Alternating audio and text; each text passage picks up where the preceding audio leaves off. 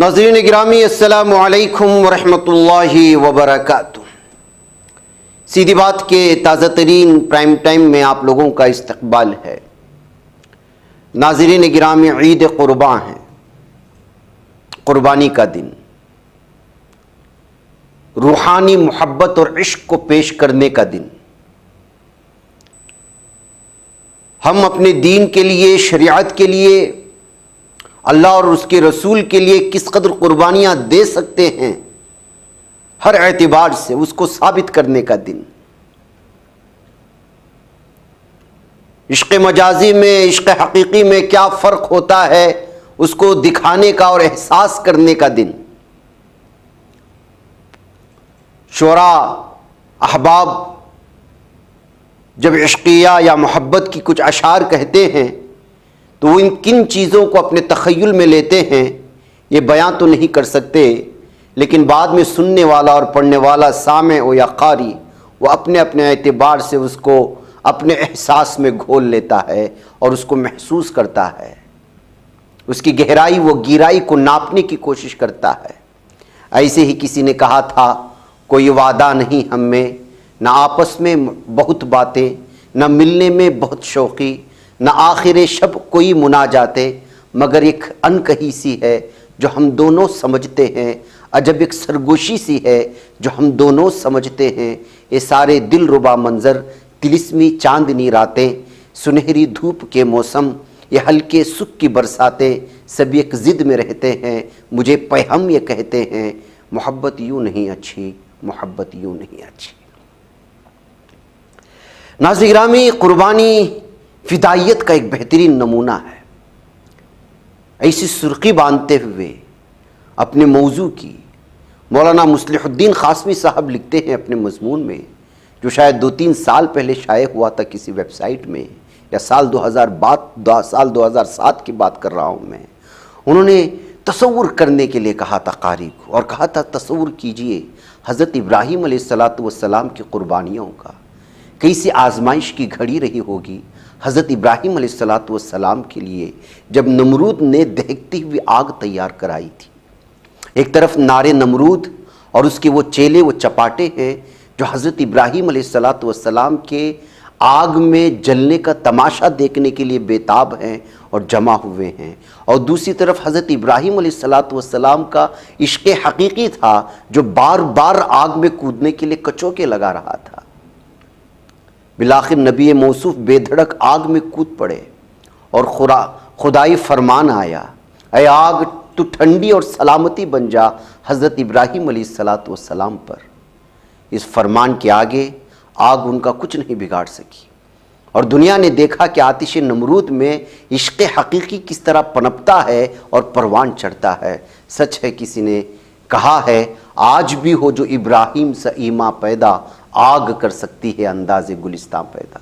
پھر تصور میں لائیے، مولانا لکھتے ہیں کہ حضرت ابراہیم علیہ السلام کی فدائیت کا حکم ہوتا ہے، اپنی بیوی اور بچے کو اس سنسان وادی میں چھوڑ کر آئیے جہاں نہ آدم ہے نہ آدم زاد، ایسا ویرانہ جہاں صرف چلچلاتی دھوپ ہے، نہ کھانا ہے نہ پانی، نہ کوئی قریب اور نہ کوئی عزیز، اور نہ کوئی خبرگیری کرنے والا اور نہ کوئی راہگیر، جہاں نہ اپنوں کا معلوم نہ بیگانوں کی خیر خبر۔ حضرت ابراہیم علیہ السلام خدا کا حکم پاتے ہی بیوی اور بچے کو اس جھلسی ہوئی، جھلستی ہوئی پہاڑیوں اور کھانے پانی سے خالی وادی میں چھوڑ کر آ گئے۔ یہ بالکل نہ سوچا کہ اس تپتی ہوئی وادی میں ممتا کی ماری ایک ماں اور شیرخوار بچے کا کیا ہوگا۔ بس خدا کا حکم ملتے ہی تعمیل کے لیے فوراً تیار ہو گئے، اور حکم کو تجسیمی شکل دینے میں ذرہ برابر بھی تاخیر نہیں کی۔ حضرت حاجرہ علیہ السلام اور ان کے ننھے منھے بچے پر اس وحشتناک وادی میں کیا گزری، یہ بھی تاریخ کا ایک باب ہے جو حضرت ابراہیم علیہ السلام ہی کی فدائیت کا مظہر ہے۔ اس تپتی ہوئی وادی میں وہ شیرخوار بچہ جب دیوار کعبہ سے ایڑیاں رگڑتا تو ماں تڑپ تڑپ کر کبھی صفا کی طرف دیکھتی کہ شاید کوئی قافلہ نظر آ جائے اور پانی مل جائے، اور کبھی دوڑتی ہوئی مروہ پر چڑھتی کہ شاید ادھر کو کوئی قافلہ گزرتا ہوا دکھائی دے، پھر بھاگی بھاگی بچوں کو دیکھنے آتی کہ کس حال میں ہے، اس معصوم کو دیکھ کر پھر پانی کی تلاش میں صفا و مروہ کا چکر لگاتی، اور جب امید کی کوئی کوئی کرن نظر نہ آتی تو بے قرار ہو جاتی، کلیجے منہ کو آنے لگتے، تاں آ کے اللہ رب العزت نے حضرت ابراہیم علیہ السلام کے لاڈلے کی ایڑیوں کی رگڑ سے پانی کا چشمہ نکال کر جاری فرما کر جو زمزم کے نام سے مشہور ہوا اور اس وقت سے اب تک اسی طرح جاری ہے۔ اس کی پیاس نہیں مٹاتا، ساری دنیا کی پیاس مٹائی جاتی ہے۔ اللہ اکبر۔ فدائیت کا یہ نمونہ آپ کون پیش کر سکتا ہے کہ ابھی ایک امتحان ختم نہیں ہوا کہ دوسرا شروع ہو گیا۔ جب بچہ بڑا ہو گیا اور بوڑھے باپ کو کچھ سہارا دینے کے لائق ہوا تو حضرت ابراہیم علیہ السلام کو خواب میں دکھایا گیا کہ وہ اپنے لاڈلے کو اللہ کی راہ میں قربان کرنے جا رہے ہیں۔ چونکہ انبیاء اکرام علیہ السلام کا خواب بھی وحی کے درجے میں آتا ہے، اس لیے صبح اٹھتے ہی وہ اس خواب کا تذکرہ اپنے بیٹے سے کیا۔ اس موقع پر حضرت ابراہیم علیہ السلام کو کوئی ہچکچاہٹ نہیں ہوئی اور کوئی سراسیمگی نہیں ہوئی اور نہ ہی کوئی خلق ہوا، کیونکہ ان کا قلب حب خدا سے سرشار تھا اور بطور امتحان بیٹے سے سوال کیا، تمہاری رائے اس کے بارے میں کیا ہے؟ یہاں کسی شخص کے دل میں خلجان پیدا ہو سکتا ہے کہ کیا حضرت ابراہیم علیہ السلام کا خدائی حکم کی تعمیل کرنا بیٹے کے اتباعی جواب پر منحصر تھا؟ ایسی کوئی بات نہیں، بلکہ ان سے صلاح و مشورے میں بہت سارے اسرار و رموز پنہاں ہیں۔ پہلی حکمت یہ تھی کہ ان میں اطاعت خداوندی کا جذبہ ولولہ کس حد تک ہے یہ بات کھل کر سامنے آ جائے، نیز ان کے حوصلے کو بھی پرکھنا اور جانچنا مقصود تھا۔ دوسری حکمت یہ بتائی جاتی ہے کہ اسے قبول کریں گے تو مستحق اجر ہوں گے۔ تیسری حکمت یہ تھی کہ عین ذبح کے وقت ممکن تھا کہ محبت پدری، محبت تبعی اور تقاضائی انسانی فعلی معمور میں آڑے نہ آ جائیں۔ اس وجہ سے نبی موصوف نے اپنے بیٹے حضرت اسماعیل علیہ السلام سے مشورہ لیا تھا۔ قرآن کریم نے اس واقعے کو اس انداز میں بیان فرمایا ہے جس کا ترجمہ ہے، سو جب وہ لڑکا ایسی عمر کو پہنچا کہ ابراہیم علیہ السلام کے ساتھ چلنے پھرنے لگا تو ابراہیم علیہ السلام نے فرمایا، برخوردار میں دیکھتا ہوں کہ تم کو امر الہی سے ذبح کر رہا ہوں، سو تم بھی سوچ لو تمہاری کیا رائے ہے۔ تو بولے، ابا جان آپ کو جو حکم ہوا ہے آپ کیجئے، انشاءاللہ آپ مجھ کو صبر کرنے والوں میں سے دیکھیں گے۔ یہ امتحان کس قدر سخت تھا، اس کی طرف اشارہ خود اللہ رب العزت نے فلما بلغ معه السعی سے اشارہ فرما دیا کہ ارمانوں سے مانگے ہوئے اس بیٹے کو قربان کرنے کا حکم اس وقت دیا گیا جب یہ بیٹا اپنے باپ کے ساتھ چلنے پھرنے کے قابل ہو گیا تھا اور پرورش کی مشقتیں برداشت کرنے کے بعد اب وقت آیا تھا کہ وہ قوت بازو بن کر باپ کا سہارا ثابت ہو۔ مفسرین نے لکھا ہے کہ اس وقت حضرت اسماعیل علیہ السلام کی عمر 13 سال تھی اور بعض مفسرین نے بتایا ہے کہ وہ بالغ ہو چکے تھے۔ یوں تو ذبح کرنے کا حکم براہ راست کسی فرشتے سے وغیرہ کے ذریعے بھی نازل کیا جا سکتا تھا، لیکن خواب میں دکھانے کی بظاہر حکمت یہ تھی کہ حضرت ابراہیم علیہ السلام کی اطاعت شعاری اپنے کمال کے ساتھ ظاہر ہو۔ خود کے ذریعے دیے ہوئے حکم میں، خواب کے ذریعے سے دیے گئے حکم میں انسانی نفس کے لیے تعویلات کی بڑی گنجائش تھی، لیکن حضرت ابراہیم علیہ السلام نے تعویلات کا راستہ اختیار کرنے کے بجائے اللہ رب العزت کے حکم کے آگے سر تسلیم خم کر دیا اور اس امتحان میں 100% کامیاب ہو گئے۔ قربانی کا یہ واقعہ جہاں حضرت ابراہیم علیہ السلام کی فدائیت کا مظہر ہے، وہیں اس واقعے سے حضرت اسماعیل علیہ السلام کے بھی بے مثال جذبے جانثاری کی شہادت ملتی ہے۔ اس کے علاوہ یہ بھی معلوم ہوتا ہے کہ کم سنی میں اللہ رب العزت نے انہیں کیسی ذہانت اور کیسا علم عطا فرمایا تھا۔ حضرت ابراہیم علیہ السلام نے ان کے سامنے اللہ کے کسی حکم کا حوالہ نہیں دیا تھا، بلکہ محض ایک خواب کا تذکرہ فرمایا تھا، لیکن حضرت اسماعیل علیہ السلام سمجھ گئے کہ انبیاء علیہ السلام کا خواب وہی ہوتا ہے اور یہ خواب بھی در حقیقت حکم الہی کی ایک شکل ہے۔ چنانچہ انہوں نے جواب میں خواب کے بجائے حکم الہی کا ذکر کیا اور والد بزرگوار کو یہ کہہ کر یقین دلایا کہ جو ہے ابا جان جس بات کا آپ کو حکم دیا گیا ہے اسے کر گزریے، انشاءاللہ آپ مجھے صبر کرنے والوں میں سے پائیں گے، آپ اپنے بیٹے کو بے صبرا نہیں پائیں گے۔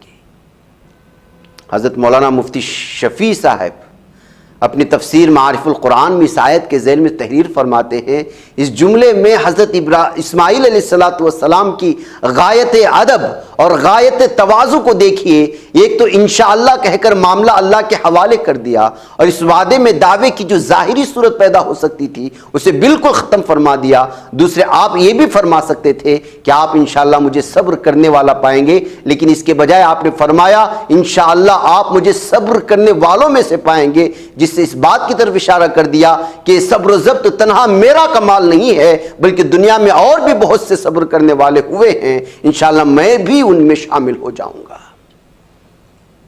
کبر کی بو بھی آ سکتی تھی، نہیں آئی.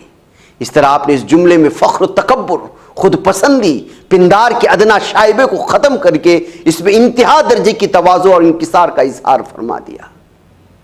اللہ رے اللہ، یہ جذبہ قربانی اور فدائیت کے بیٹے کے گلے پر چھری چلا دی، اور ہائے رے یہ اقدام فداکاری کی چھری تلے گردن رکھ دیا، اور خلیل و ذبح دونوں نے اپنا اپنا حق ادا کر دیا. قرآن نے بھی اعلان کر دیا تم نے خواب سچ کر دکھایا.